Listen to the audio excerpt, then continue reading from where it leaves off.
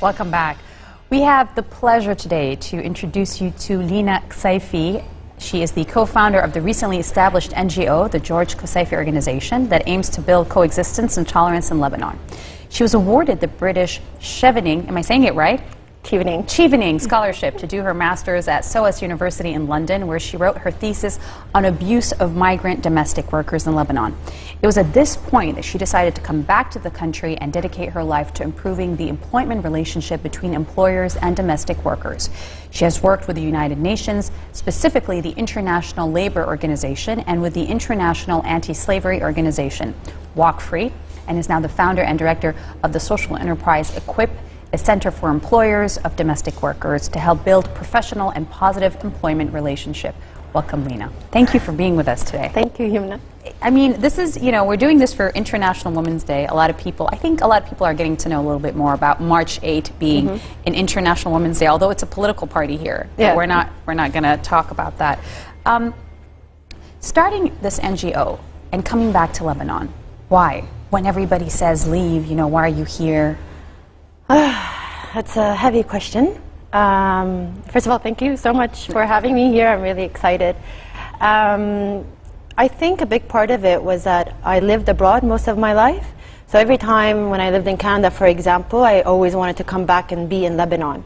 My dad made it a point for me to go and do my studies abroad because in Lebanon you need a car, you need your expenses, you need your phone. So he's like, go be a student, a real student, and work and study at the same time. So living abroad, I always wanted to come back to Lebanon.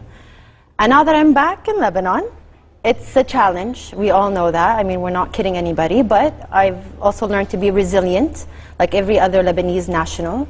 There is a place to make a name for yourself here. Abroad, it's saturated. There's so much going on. Here, there's still so much that we need to build and do together. So there's room to be heard. True. And you took on quite a controversial subject, which is the subject of migrant workers, because as you know, Lebanon has had a history of migrant worker controversial problems. A few years ago, Human Rights Watch was also talking about how some countries were banned, some nationals from countries were banned from coming into Lebanon. And you decided, no, let's do this. Exactly. Let's try to improve the employer-employee relationship with migrant workers. So tell us a bit about that. Spot on. It is a very controversial topic, but the thing is, I see it differently. My whole point is that it shouldn't be so controversial. We shouldn't be seeing abuse, especially since decades now we've been employing migrant domestic workers in our households to be around our loved ones, our children. Exactly, our children or the elderly. So in my opinion, it should be something that we know how to do and do it professionally, so it shouldn't be controversial. So what does EQUIP offer? Okay. Well, first it equips you with the knowledge. Yes. Go ahead. So equip yourself so what EQUIP does is that it addresses a gap in society, and the gap is that here we are employing over 250,000 domestic workers in Lebanon, but nobody's really telling us how we should employ them. What is an employment relationship? Legally speaking, they're excluded from the labor law. When we go to recruitment agencies, people usually skip over the contract, and the contract stipulates how we should treat one another.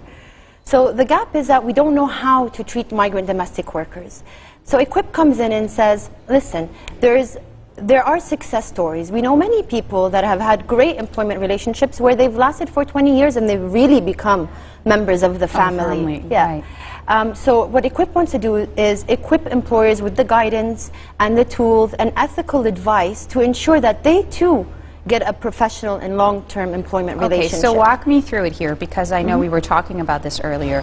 There are certain requirements for migrant workers that a lot of Lebanese nationals don't adhere to, like the one-day off requirement. Yeah. Domestic workers should be allowed by law to have one day off, entitled to one day off. Every week, And a lot of them don't get that. And so EQUIP will say, no, this is important. But you were saying there's a fear. They don't want to give them a day off, not because necessarily, they're just cruel, but there are fears there. So tell me a little bit about that. Also, it goes back to the idea of who's been guiding employers on how to employ a domestic worker in the right way. Nobody has. What we're very good at is saying, you've abused your domestic worker, but What Equip wants to do is say it's her legal right to have her day off weekly, to be able to get out of the house and separate her work life from her personal life. First of all, a rejuvenated worker is going to be a happier worker, which means a happier employee living in your household is going to be a... The most important thing, I think, when migrant workers are concerned is to build trust. Right. Between the employee and the employer. Right. Because if you trust them with your home and your family, then you can also trust them with leaving the home, going for a vacation and coming back. How can Equip help build that trust? So trust is essential for any employment relationship or any relationship, especially so when you're inviting somebody you don't know, whose culture and language is different than yours, into the privacy of your own home. So to build trust, it comes with time, but it also comes with a certain frame set of how you're viewing that relationship. If from the beginning you're going to think that she's going to run away, she's going to steal, she's going to not want to be productive, then that's not going to be a good employment relationship. So how we view this person, first of all, she's an employee. So we have to give her her rights as an employee, like any one of us that are employees at an NGO or at Future TV station. We need to give her her rights. So that's where trust begins. When I give you your rights, and when you're responsible and productive as a worker, there is going to be trust. And Equip helps mediate between the employer and the employee. There are also outing days. Right, so this goes back to the day off. So the idea of the day off is many employers are scared to give a day off because of either previous experiences, or an agency might tell them don't give her a day off, especially at the beginning, or she might have come from a household where her mom didn't give her a day off. So the idea is, here we are saying it's her right to have a day off, and this is how you can give her a day off, through our organized outing service, which is a fun and secure outing for domestic workers. For example, just last week we did a yoga event where we had 13 participants join, where employers sent domestic workers to the yoga event, where maybe before that they wouldn't have given her a day off because they would be scared that she might run away, or the domestic worker herself might be too scared about leaving the household, especially if she's new. She doesn't have friends here, she doesn't know the culture very well, even the language barriers. So what it would do is actually kind of ease this whole relationship and facilitate it by providing knowledge, providing information, helping build trust. Was it, this is something I've always wondered, because Lebanon has many gaps that need to be filled, and there are so many NGOs, whether it's working on refugee, on the refugee crisis, on women issues, on the migrant workers, the garbage crisis.